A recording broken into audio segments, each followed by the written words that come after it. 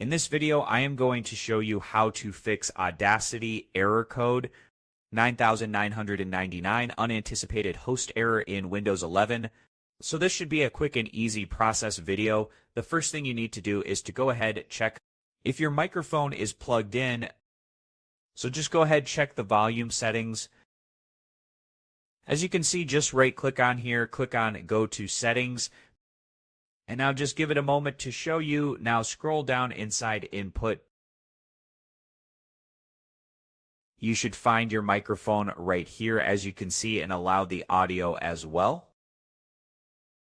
The other thing you can do is to go ahead to search menu and type in microphone.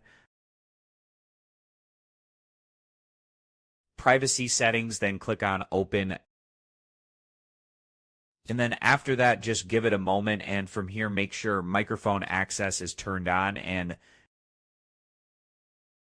find Audacity in the apps here and turn it on as well. After that, just make sure any other app that uses the microphone in the background is turned off, as you can see, just like Steam or any other app. So now just restart your computer for changes to take place. This was an easy and quick process video as always. Thank you for watching.